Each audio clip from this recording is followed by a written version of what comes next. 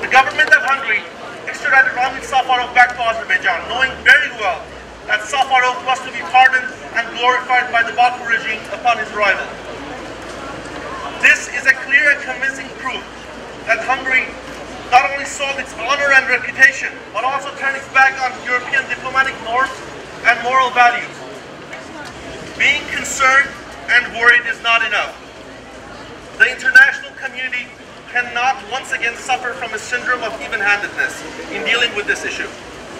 Hungary sold its reputation, honor, and its soul to Azerbaijan by extraditing Ramil Safarov, the self-confessed axe murderer who showed no remorse at all during his trial. This was an immoral act and must be dealt with accordingly. Azerbaijan, on the other hand, pardoned, promoted, and created this cold-blood killer. This move was against all humane logic and decency.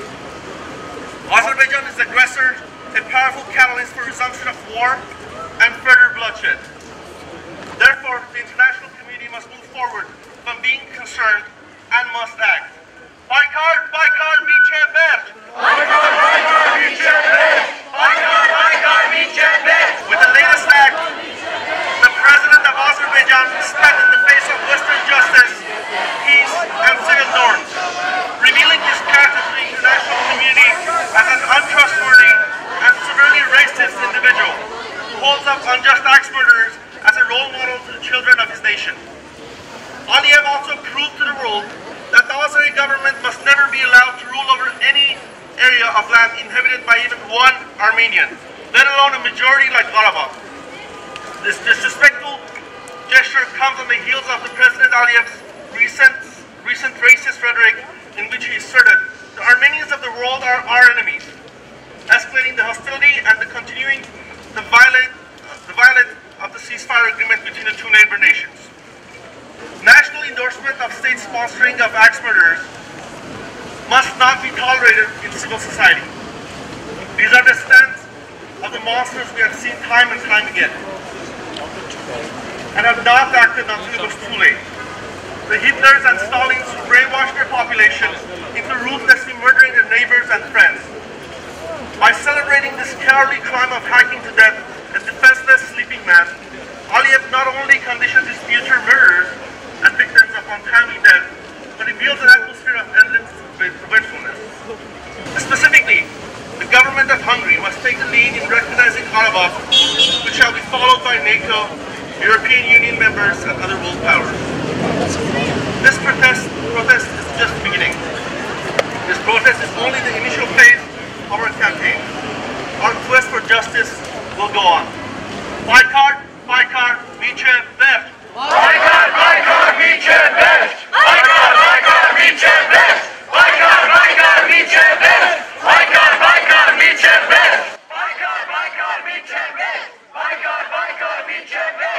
Մենք ասում ենք ոչ Հունգարիայի կառավարության ամբողջնաշար եւ անբարոյական քաղաքականությանը եւ պահանջում ենք, որ նրանք չեղյալ հայտարարեն այս գործարքը եւ ներողություն խնդրեն հայ ժողովրդից։ Վերջապես, մենք ասում ենք ոչ Բաքվում նստած Սաֆարովի եւ Ալիևի նման բոլոր մարդասպաններին եւ զգուշացնում ենք իրենց, որ եթե նրանք շարունակեն այսօրվա քաղաքականությունը, մենք նրանց մեկ անգամ ևս ծրկի կբերենք, ինչպես դա արեցինք 1994 թվականին։ Մեզ չեն կարող ընկճել ոչ միջազգային հանրության անտարբերությունը եւ ոչ էլ Ադրբեջանի ռազմատենչությունը։ Մենք պայքարելու ենք այնքան երկար, ինչքան որ հարկավոր լինի Գուրքեն Մարգարյանի եւ մեր հազարավոր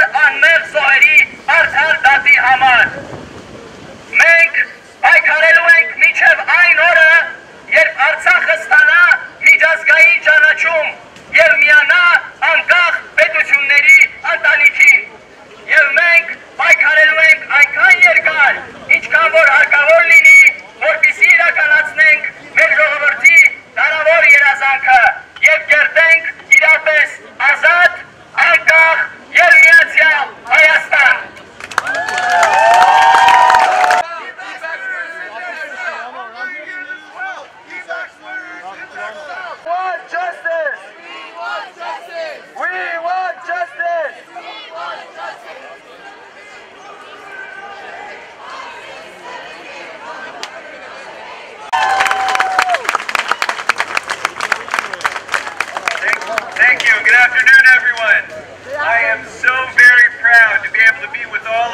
today, standing with the young people of our community as we fight once again for justice, as we fight once again against violence and bigotry and hatred. Once again, we're coming together to achieve those missions, and I'm very, very proud of the young people of this community for bringing us together for that very, very righteous cause today. You know, I have the incredible honor of being the first Armenian American ever elected to office in the city of Los Angeles' 230-year history. And that is an honor and a privilege that I hold very sacred. And it's a great privilege for me to work with the men and women of our police department in trying to fight crime, trying to fight against violence, trying to address hate crimes throughout our great city.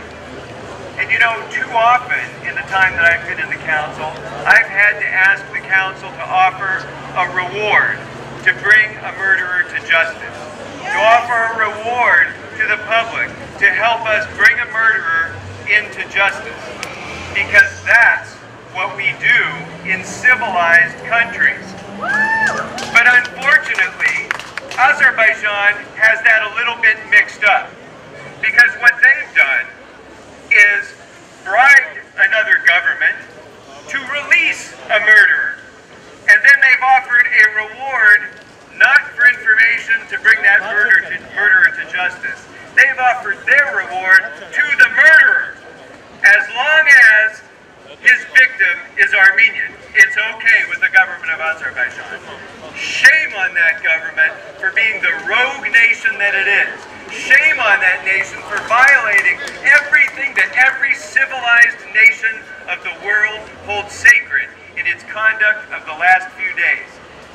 We were all shocked and disgusted by the savage murder when it happened, when Gurgen was murdered. We were shocked by that.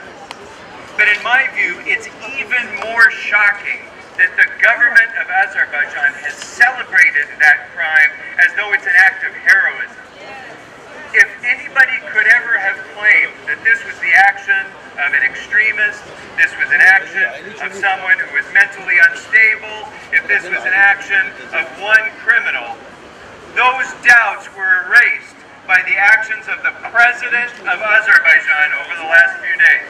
Because by his actions, by his freeing this convicted murderer, by his promoting this convicted murderer, by their celebrating this convicted murderer as if he was a hero, the government of Azerbaijan has assumed his crime as their own. So this is no longer a murder committed by one Azeri citizen against one Armenian citizen. This is a crime by the government of Azerbaijan against Armenians everywhere in the world.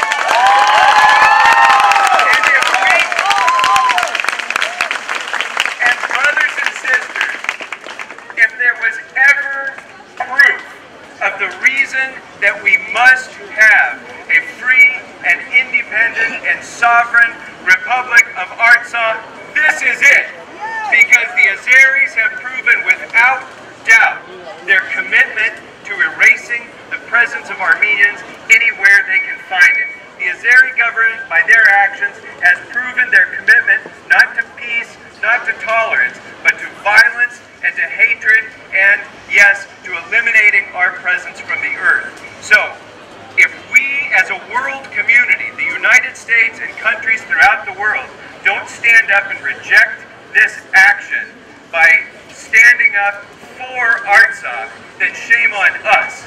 Because what we should be doing is using this as the opportunity to say once and for all, the people of Artsakh, just like Armenians throughout the world, are entitled to a little bit of peace, to a little bit of protection from those who would kill us, those who would continue the genocide that they started and are continuing those genocidal acts even to this day. If we don't have an independent Republic of Artsakh, that dream will never be achieved. So I call upon our own government of the United States of America, do it now. Recognize the independence of the Republic of Nagorno-Karabakh today. Do it now. That's a good first step. But in the meantime, we also have to continue to stand up against this rogue nation. demand justice from Azerbaijan and demand that every civilized country in the world reject these uncivilized actions by this country. And in a few moments, some of the leaders, the organizers of this event, and I are going to be walking into this building, and we're going to be delivering a letter to the Consul General of the Republic of Azerbaijan and to the Consul General of Hungary, demanding justice over this action. So for that, I'm ready to go when you guys are ready to go, and I want to thank all of you for coming out here and making your presence felt. Thank you very much.